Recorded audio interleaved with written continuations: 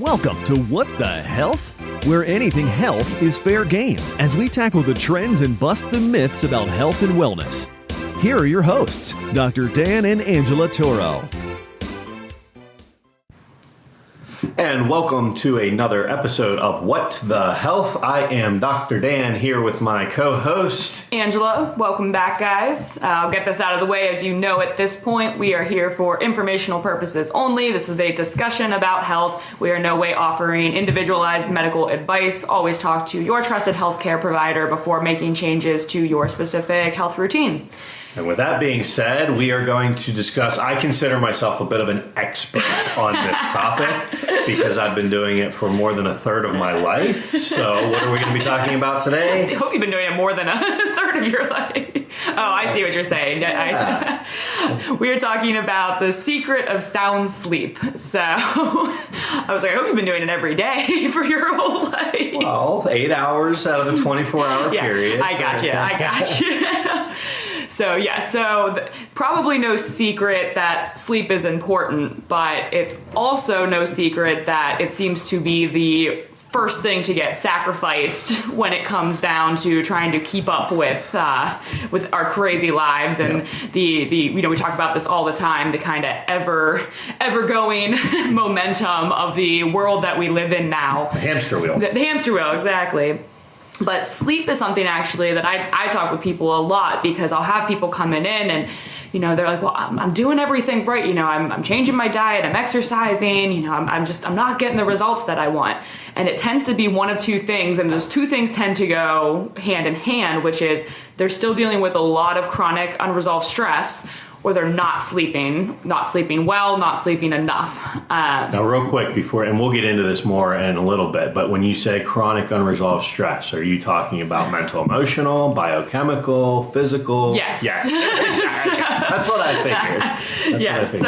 And honestly, it's, I tell people you could be doing everything right, but if you are not giving your body that time to rest and recover and heal, and all of these things are happening during sleep, during good quality sleep, ultimately at the end of the day, it's going to be an uphill battle against what's going on a physiological level. So sleep is absolutely crucial. It truly is. We are not robots. We can't just power down.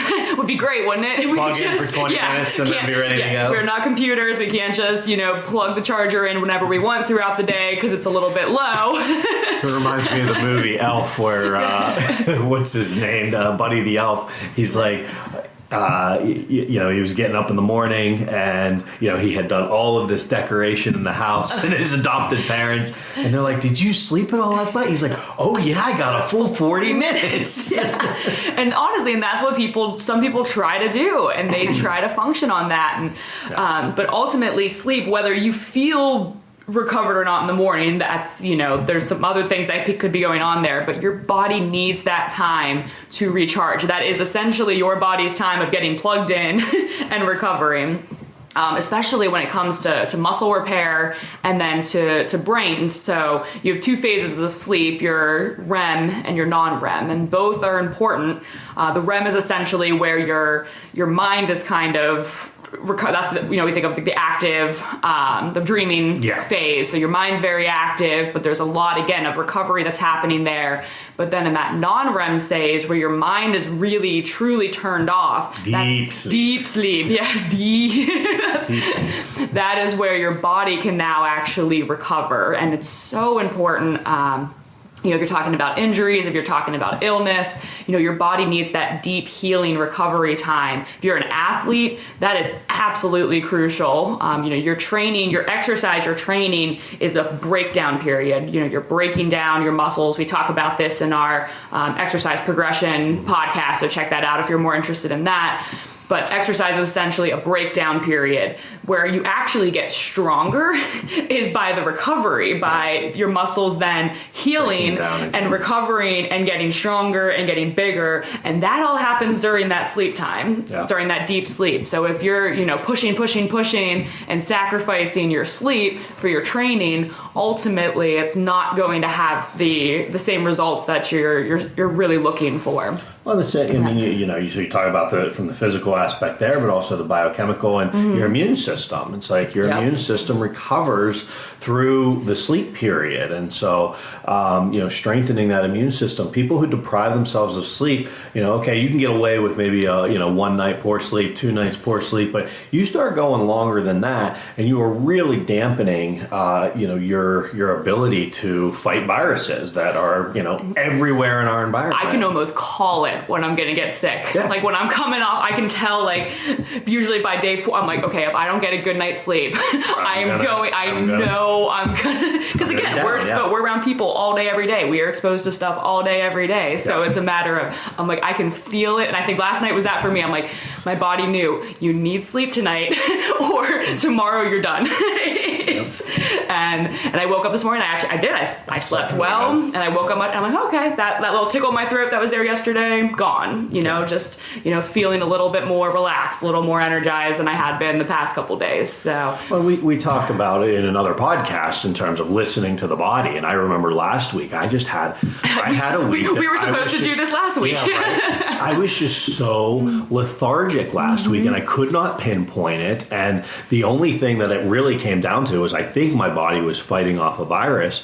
And, again, it's just subclinical, it's not like you're testing for anything, but it's just like you feel, I was just completely wiped. And I hadn't felt that tired in a long time. And I'm like, what the heck is going on? And I think over the weekend I slept. I took 2 days back to back. I took 2 3-hour naps on Saturday and Sunday. And it's like, I do nap. We'll get into that a little later in the episode, but not 3 hours. And so, listening to your body, if you do get a little bit behind and do have a couple days or a bad week where, you're just, going, sometimes taking the weekend or, hey, calling off a day of work or something, like, because you need to recover, will go a long way rather than pushing through. Because those are the cases, right, where you get like, okay, I'm just going to keep pushing. And it's like, okay, you get sick, and then you get sicker, and then maybe you feel a little bit better, but then it's like it's just a ongoing cycle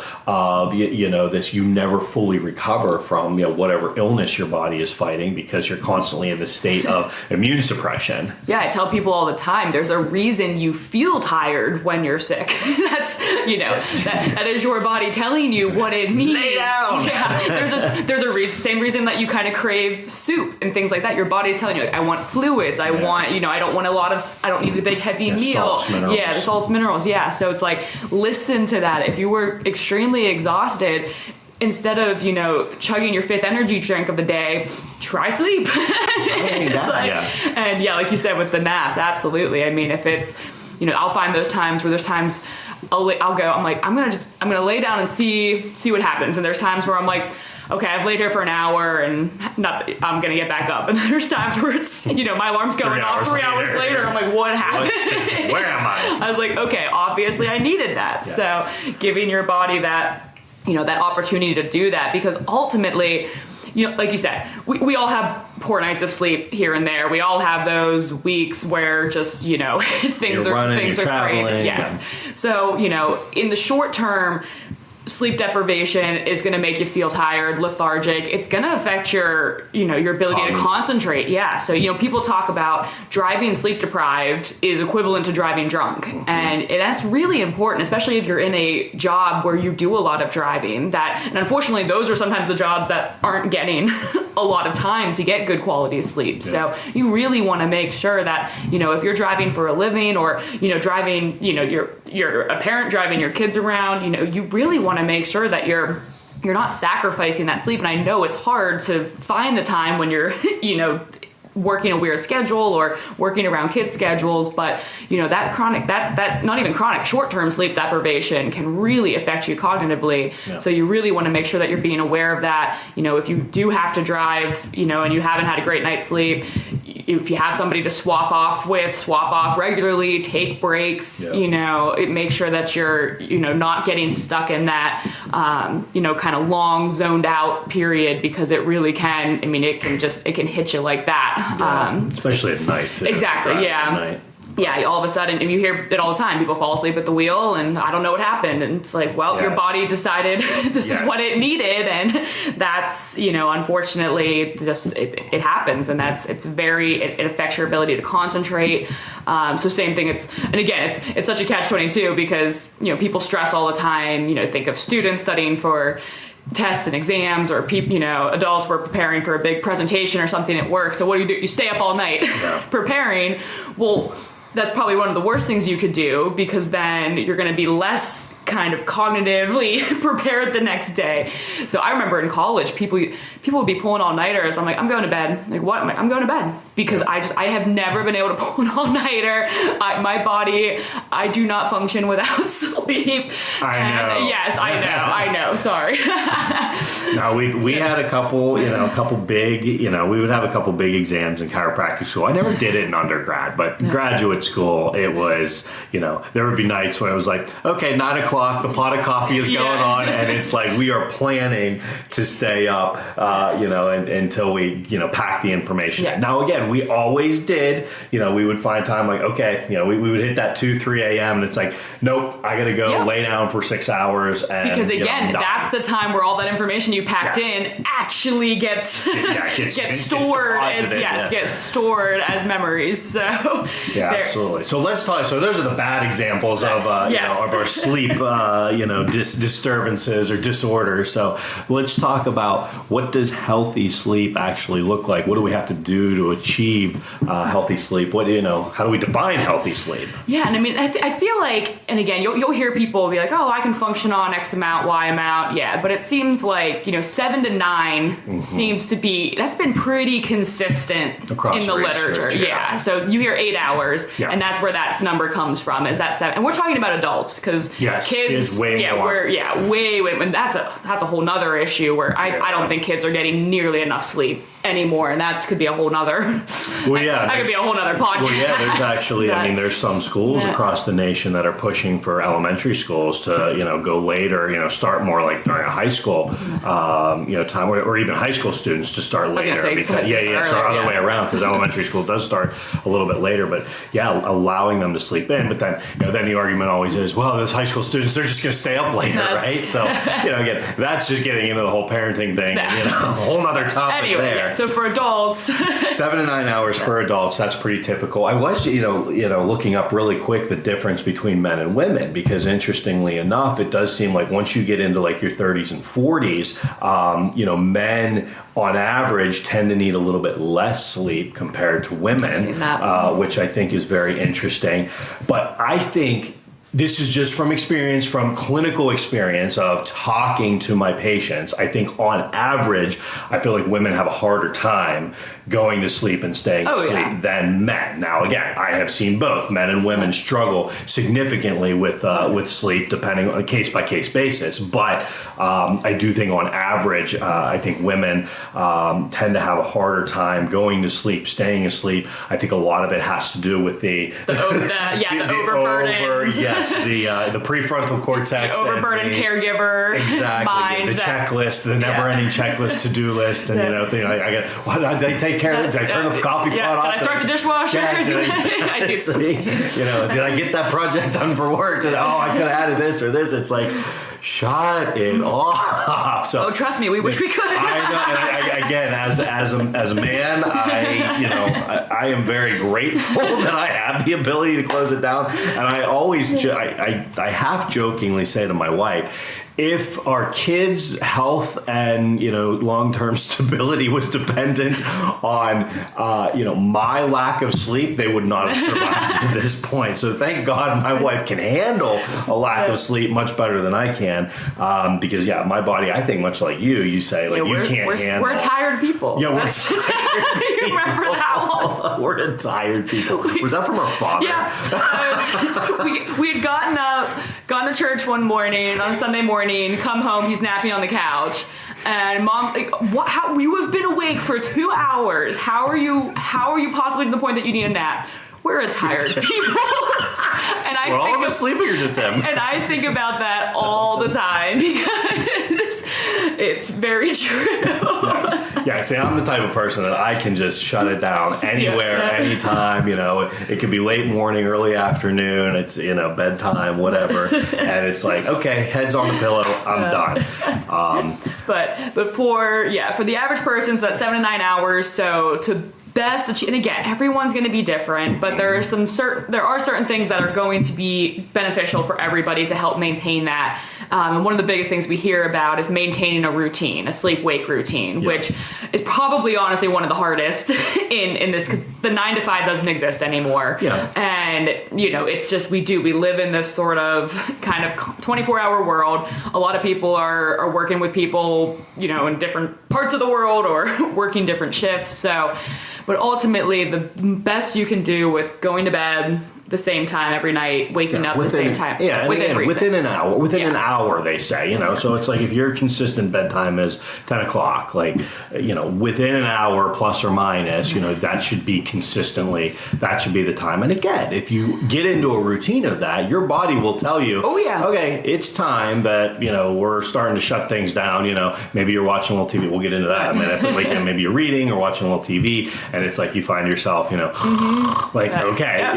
time to shut it off and and lay down. And some people continue to try and read or continue to keep the TV on, and it's like, just shut it off. And with maintain a routine, I talk with people a lot too. That doesn't just mean the time you go to bed, but what you're doing leading up to that time. Yep. So again, making sure you're kind of having, we think about brushing teeth before bed. That's kind of part of that bedtime routine. The more of a routine you can have at night, the more it's mentally preparing your body and your mind that, okay, it's bedtime. So that could be, again, kind of the hygiene part of it, brushing teeth, washing your face, showering, whatever it is you do at night as far as hygiene.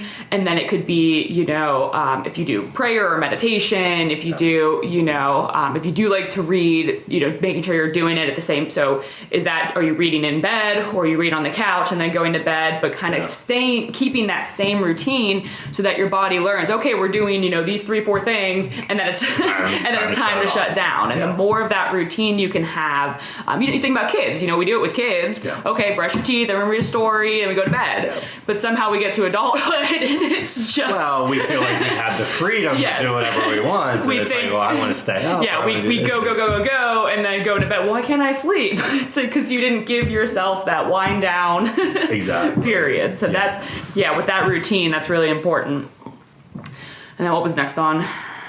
Well, so I think in terms of the time, you mentioned the hygiene. The other important thing in terms of just a habitual routine, but also the research is very clear on the temperature that you sleep in. And I find this significant. My sleep over, fall, winter, early spring is significantly better than summertime because I'm, I don't know about you, but I'm very anal about energy bills. And I like to not turn the yes, I like to not turn the AC on, until it is absolutely. Now I don't like humidity, and that again that's always majorly impacts sleep. But again, I'm going to really push it in terms of the AC. Now that works great in the winter because I can let the house be 58, 60 degrees. Some people are like, dear God, like, what do you do? But it's like, I was going to say, what's it probably about 60 in here right now? Yeah. I keep the house at 60 degrees over the, when it's heat season. I have to put it up to 63 for others in the house. Yeah, but I keep it, and my wife calls me the heat miser, which is fine. But again, it's like, it's a lot easier to put a blanket on, but it is also very healthy when you are going to bed, that 60 to 67 degrees is pretty clear in the research that your body is much more comfortable because your body temperature naturally falls overnight. So it's going to be more comfortable with an ambient temperature lower than what it is during the day. So so that temperature is so important. Now again, I'm not advocating for us to crank up the AC in the summertime to 60 65 degrees. I can't even imagine. That's what I keep telling my significant other. I'm like, hey, you can suffer all winter, but I'll be the one suffering in the summer. You can have it nice and toasty here, and I'll be the one complaining all summer. So. Yeah, and you think about it, like if you wake up up and, you do have like too many covers on and you wake up in a sweat, like, that's a signal that your body doesn't like warmer temperatures, when it's sleeping, That's why you do the 1 foot out. That's right. 1 or 2 feet out. Just the 1 foot out of the ground. Absolutely. It's that temperature regulation. But and that kind of goes along with one of my points was it seems obvious, but to make sure that you're sleeping in a comfortable environment. So now you'll see a lot of mattresses and pillows being advertised as actually having those cooling properties. We got to try out some of them. You have a friend that works at a furniture store. And it's really amazing how far technology has come as far as mattresses. And so they actually have these ones now that kind of help, help with that balance of your body temperature. So finding, what's comfortable for you. So maybe if you and your, significant other don't agree on the room temperature, well, maybe if you're someone who runs warm like we do, if you can get a pillow that helps with the cooling or have separate blankets. Let them. We do. We do double. We do double blankets in the winter because, and that's So exactly, doing what you need to do to kind of be comfortable is it seems so simple, but it really does make a big difference as far as being able to fall asleep and then stay asleep. Because if you're not in a comfortable position, you might fall asleep, but then you're gonna. We all have those nights where I'm pretty sure that's what happened to me. You wake up and you fell asleep in a weird position, and you're like, oh man, now I can't get back to sleep because I got a kink in my neck or shoulder. So. Just little things like that. And then we have a whole podcast on sleep posture. So check that. Check that one out for sure. So the habitualness of the time, the temperature, and the hygiene are very, very important. But I think also one of the big things that I find, and I know you see this too, is what do I do for those people who have a difficult time falling asleep? It's because they're not physically exhausting their body throughout the day. So the exercise is so incredibly important when it comes to wearing the body out physically. And again, and not just exercise. I would even argue physical activity. Yes, agreed. So, and again, I think that I think that's one advantage. We talk about like what I do as a chiropractor. I'm on my feet all day long. I'm running around. I don't sit down. If I sit down for 5 minutes, it's wonderful. But I'm constantly running back and forth through the office, and it's like most desk job, most jobs nowadays, they're in front of a computer, and we are genetically evolved, designed to move. We're designed to be hunter-gatherers, to be working outside in the garden, to be hunting, to be to be out in nature, and we just don't get that level of activity anymore. So one of the first things that we always talk to people about is exercise or activity. Go be active. Go get out, especially this time of year. Now we're spring coming into summertime in a month or two. It's like, go get out in the sun.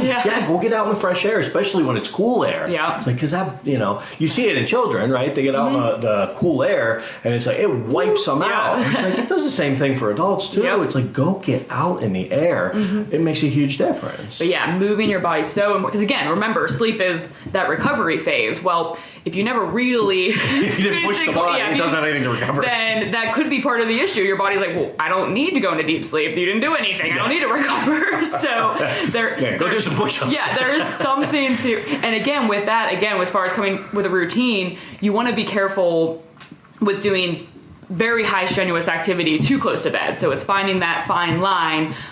They say within 2 hours or so. And again, I'm not saying like don't go for a walk in the evening. I'm talking about your like high intensity exercise. Because again, it's in the short term, it actually will increase your energy levels. So you want to make sure you give it enough time to do that, but then go into that rest recovery phase. So I think we talk about it a little bit more in the exercise one as well. Yeah, absolutely. But again, it's like just are you moving the body regularly? That's the first thing that I ask people, if they're having a hard time sleeping.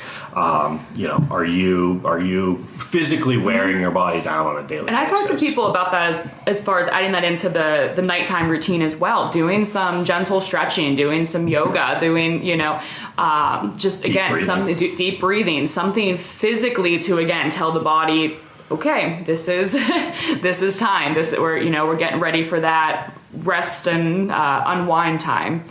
Makes a huge difference. I mean, I know I definitely sleep better on the days that I'm busy physically running around versus the days that are more mentally taxing and less Yeah, so absolutely finding that time to be active throughout the day, getting to the gym, getting out for a walk, doing what you need to do to be tired at the end of the day. Yeah. So those are some things, the habitualness, the exercise, being outside, those are some things that you should be doing to establish healthy sleep patterns. But what about some things that we should be avoiding or, limiting in terms of being able to, to get into that healthy sleep state? And I think one of the biggest things that we've run into nowadays is the screen time. Oh, right? yeah. We live in front of screens, and we know that blue light really directly affects your body's natural cortisol, melatonin cycle, and ultimately limiting that as much as you can throughout the day, which can mean, I used to laugh at them, those amber glasses that help cut down on the blue light, but man, they make a big difference. If you're, kind of feeling that chronic fatigue, getting headaches throughout the day, staring at a screen. And now a lot of the electronics now have the settings too that you can limit the blue light. So either having them on those low light settings or having the glasses that help cut down on that are going to help significantly, especially if you're looking at screens once it's become nighttime. Because having that contrast, I always used to, I think it was Mom that was always like, we're watching TV in a dark room, would come in and turn a light on, and I was like, who cares? Like, there's light from the TV, and now as I've gotten, probably to the age she was then, as soon as that starts to get a little bit dark, I'm like, oh, I have to turn a light on, because again, that real contrast of a completely dark room and then that real bright blue light is it can really affect you. Affect your eyes, affect your sleep. Yeah, so really, screens ideally should be shut off. They say an hour or two before bedtime. But again, coming back to personal experience, some people it doesn't affect as much. Like I can, my wife and I would watch, we watch TV before bed, and it does not seem to affect our ability to fall asleep. So, so again, if you notice that is something that impacts you, then yes, turn the screen off, and definitely the phones should really be in a completely different room. A lot of people use them for alarms, but it's like, they have, if you've got notifications or something set and that's dinging, it's like, someone could, text message you or an email comes through at all times of the night anymore. It's like, that should not be disturbing you or waking you up, because every time it dings, even if you don't fully come out of, a deep sleep, you might never be getting into a deep sleep because of those notifications coming through on your phone. So set it. You can set the do not disturb settings. Plain setting. And again, if you're if you're a caregiver for somebody, maybe you're worried about your parents calling or you have grown kids. I get that. So you can set for certain people to be able to call. Like the calls would come through, but then you're not getting a ding every time. Or turn off the notifications. I know I turn off so I don't get dings every time I get a notification on social media or email. Just getting making sure the important things are coming through. And then again, if that can come down to finding part of your routine or finding a comfort level is, using some kind of white noise machine, or I know I sleep better when we're at that time of year where you can have the fan on. Fan, windows open, the background, the cricket's going. Yeah, so finding some kind of, white noise, because then your mind kind of can focus in on that, and then it doesn't hear every other little thing going on around you. That can really help as well. But definitely limiting that screen time. Yeah, and again, it's so simple. You can just type in blue light glasses. So if you are someone that's really, does seem to be impacted by the light, or you're in front of a computer all day long, you can just, again, you can get them on Amazon, you can get them anywhere nowadays, blue light glasses. And again, they tend to be a yellowish color, and what they're doing is they are reflecting the blue light, so it's only letting through, certain rays on the spectrum, the light spectrum. So you're not getting that stimulation, like the daylight, the screens definitely check that. So other things that you should be limiting, the fun ones: food, caffeine, and alcohol. We can kind of probably hit all of these at once. Caffeine, hopefully, is obvious. You shouldn't be drinking caffeine right before bed. Yeah, exactly. And even so much as afternoon for again, especially that's why I talk to people too. If they're saying they're kind of consistently having trouble falling asleep. Yeah, when's your last cup of coffee? Yeah, and just cutting that back to noon, cutting out anything in the afternoon and seeing if that makes a difference. And most people will be like, oh yeah, wow, I noticed a big difference. So we don't think about it because in theory, caffeine, kind of peaks within an hour and is sort of out of your system within a couple hours. Yeah. But the effect that it has can last well past that, especially on sleep. So yeah, avoiding those stimulants too close to bed, absolutely. Yeah, so definitely, and again, if you're having, if you're the type of person, oh yeah, I drink all my coffee before noon, but you're having 4 or 5 cups, then yeah, that can wear on. I actually read that the half-life of caffeine is 4 to 6 hours. So that means only, after 6 hours, it's only halfway out of your system. So again, a lot of that has to do with other fluid intake and your activity level. Yeah. So just like with alcohol and other stuff, metabolically how quickly and how efficiently your body can get rid of it depends person to person. But yeah, it can last a while. So really trying to limit that amount of caffeine, very, very important. Alcohol on the flip side. Now, a lot of people think, well, wait, alcohol is a depressant. I'll have a nightcap. Yeah, I'll have a nightcap. And again, 1 or 2 drinks. We've talked about this in terms of our the blue zones and the aging and how long people are living. And there's actually been big correlations of people who groups of people who have 1 to 2 drinks a day. They tend to live the longest, at least in terms of the research that's out there.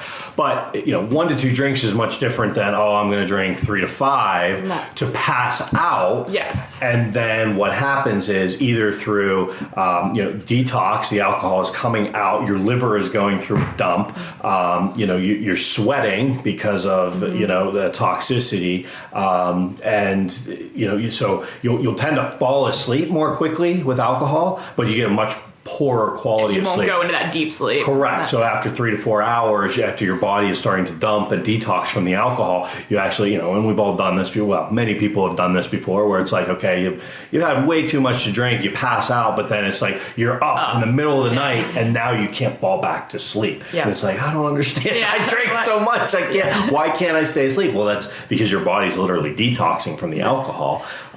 So yeah, alcohol 1 to 2, that's for some people great, and it makes a big difference. But like if you're drinking too many throughout the day, it has a big impact on quality of sleep. Yeah, and even having those 1 to 2 too close to bedtime can even just affect again the quality. So just again something to consider if you're having 1 to 2 with dinner or right after dinner, and you still have a couple hours before you go to bed. You're giving your body that time to process the alcohol before you go to bed, versus having that 1 or 2 going to bed, and now your body's trying to deal with all that while you're trying to fall asleep. Yeah.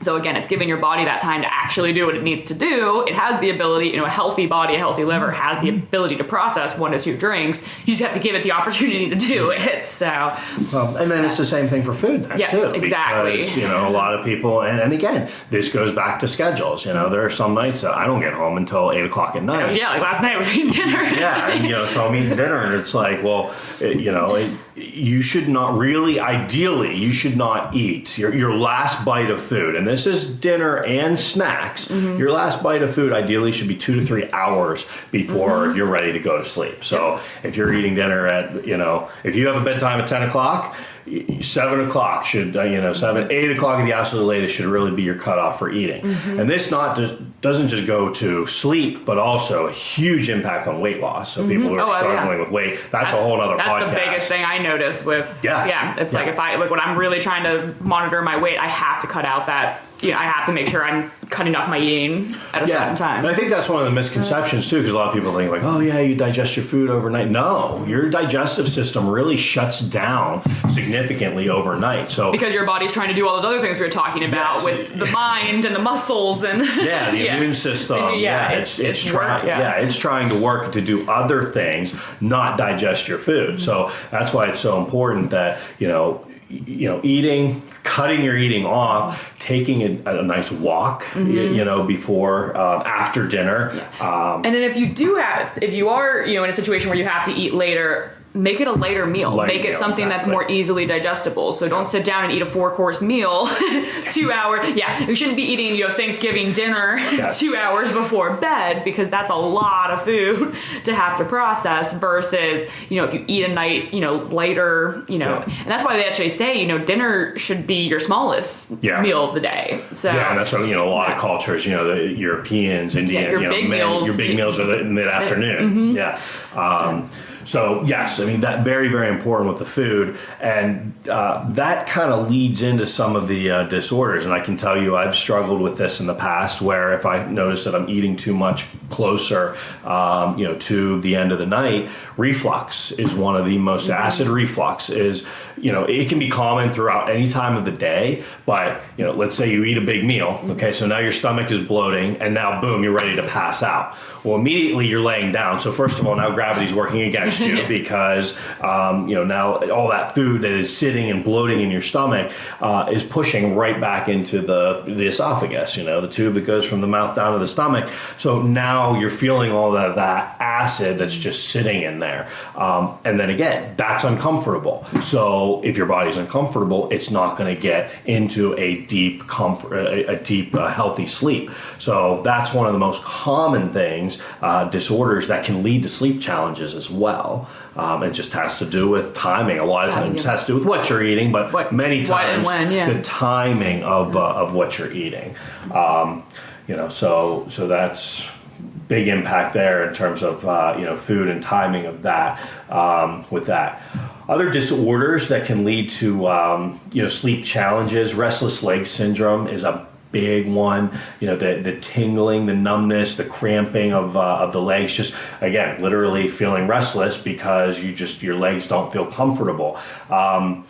Really, the research is very limited or unclear as to why it happens. Chiropractically, I know we've talked about this before, kind of like fibromyalgia. I think it's just such a lame diagnosis. It's like we can't figure out why. We don't know why, but your nerves are just fired up, and your nerves are excited, and you have all this mismessaging and dysfunction in your nervous system. We don't know why, so we're just going to throw, your legs can't settle down, so we're going to call it restless leg syndrome. We have seen from a chiropractic perspective, getting the spine and the nervous system to calm down, that can have a huge impact. But there can be a number of reasons why your legs won't calm down, but that has a big impact on sleep. I think many times it comes back to activity, strength, muscle memory. Are you wearing down the muscles throughout your day enough to be able to get good healthy sleep? Lack of minerals, lack of magnesium can cause restless legs. So that's another disorder, dysfunction that can cause interruptions to your sleep quality. And then a big one that people talk about a lot, sleep apnea, right? Mm-hmm. So that's literally where your body, you get into a position where, it can be the tissues in the back of the throat close down, and you're not, you literally stop breathing. Apnea is literally stopping the breathing during your sleep. So, and you hear this, it typically is very, very commonly associated with people who are overweight. And position does have an impact on it, but you'll see someone, maybe Uncle Joe or someone's in their recliner after a big meal, and it's like and they're breathing real heavy, they're snoring real heavy, and then all of a sudden it's like and then 20 seconds, and again it can be serious to where it can be 20-30 seconds to where the body is in complete arrest of breathing. And then again, your brain is not going to let you stop breathing, so it's going to force you to take a deep breath in. But the quality of those breaths are very, very poor. And then again, because of the stopping and starting and breathing, not getting into a good rhythm, that alone has a big impact on your ability to get into a good sleep cycle. So sleep apnea is a big one. There are machines. But again, everyone I've talked to that has a sleep apnea machine, they don't seem to be big fans. No, it's not, because you have this big mask that goes over your face. The machine is making noise. I know they've gotten better over the years, but And there are also now smaller devices that dentists and doctors are recommending to actually like wear in the mouth to help lift your jaw a certain way or hold your tissues a certain way. Again, I haven't dove in enough to those different products to see what is working for people, what isn't. But at the end of the day, position has a big impact on sleep apnea, and again, your weight. So making sure that you are, you're trying to get to a healthy weight. Sleeping on your back versus side. If you're sleeping on your side, you have much less of a chance of the tissues of the back of the throat closing down the windpipe, versus sleeping on the back. So those are some other things in terms of the disorders that can disrupt the sleep. Well, and it's interesting that you mention weight, because that's actually another big one that comes with sleep deprivation. So sleep it directly affects our hormone levels, and the one that people think about all the time is cortisol. So it gets deemed quote unquote the stress hormone, but also is very important with the sleep wake cycle. So essentially it's just cortisol and melatonin work hand in hand. So cortisol spikes in the morning. It's the one that makes you when you kind of feel that on those lovely occasions where you get to wake up naturally, not to the sound of the alarm you want to throw across the room. When you have that feeling where you just kind of wake up, that's the result of that cortisol spike. And then throughout the day, that's going to shift. Cortisol will come down, and it goes up and down, but ultimately it's going to start coming down throughout the day. Melatonin's going to go up. That's what makes you have that nice calming, relaxing, getting ready for bed, and then ultimately helps you sleep. So when we're chronically stressed or chronically sleep deprived, cortisol is going to be unnaturally high. And there's also a lot of the other things we talked about. The excessive screen time affects that. That's why all of these things ultimately are going to throw your sleep off. Yeah, and they all go hand in hand. Yeah, and then when we're sleep deprived, there's two other hormones that directly affect our hunger, which is ghrelin and leptin. Yep. Those are also going to be affected. So generally, ghrelin makes us feel hungry, and then leptin makes us feel satiated, essentially, in very simple terms. So when we're sleep deprived, ghrelin increases and leptin decreases. So essentially, we're feeling hungry all the time. And I'm sure everyone's experienced this after like a real bad night of sleep. You kind of have like the munchies all day. Mm-hmm. You don't know why. You just want to keep eating, and your body's trying to feed itself energy, right? Yeah, because you're sleep deprived, so you have low energy. So now your body is, it's looking for calories, it's looking for energy, and that's because those hormones have been disrupted. So no matter how much you eat, that leptin is still not going to come back up to tell you that you're satiated. And again, the stuff that you're craving is going to be the quick energy sources, sugar, the refined carbohydrate. You're not craving a salad on those days. You're craving that stuff that's going to give you that quick burst of energy. So those things over time, and you figure if you're in that kind of chronic state of poor sleep, chronic state of sleep deprivation, you're kind of constantly in that snacking mode. That can easily lead to overeating, excess eating. It's just going to, fuel a sugar addiction. So all of that stuff goes hand in hand. So really, again, that's why I talk to people when they're like, I'm doing everything right and I'm not losing weight. It's like, well, we got to come back to looking at ultimately, what's going on with your body, what's going on with your hormones, because if those are out of whack, you're right. You could be, doing what you're supposed to be doing, and it just takes time. You can't look at, if you're coming off of this chronic state of being unhealthy, it's going to take time, and they all work together. We mentioned the diet, the exercise, and the sleep.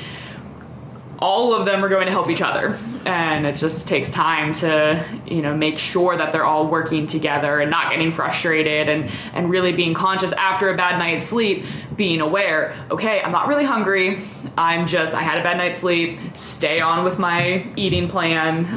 Yep. Don't let myself fall victim to I had a poor night's sleep, so now I'm just gonna chug caffeine and eat crap all day long to keep myself going. Yeah, and that's, again, that awareness. And you bring up a great point as to why, again, we work with people over, the long term, 6, 12, 18 months and beyond. And I always tell people when they come in, it's like, we're building a relationship. I want us to work together. And again, if we can help you get healthy, then, my hope is that you'll stick around so we help you stay healthy for the rest of your life, for you and your family. And again, that just goes so much in contradiction of, our current, sick care system, where it's like you go and you see your doctor, I have this going on, here's this medication, and you're out the door. Yeah, and you don't want to have to see your doctor regularly because that's associated with something's wrong. Correct. Correct. That's why we call ourselves we're wellness providers.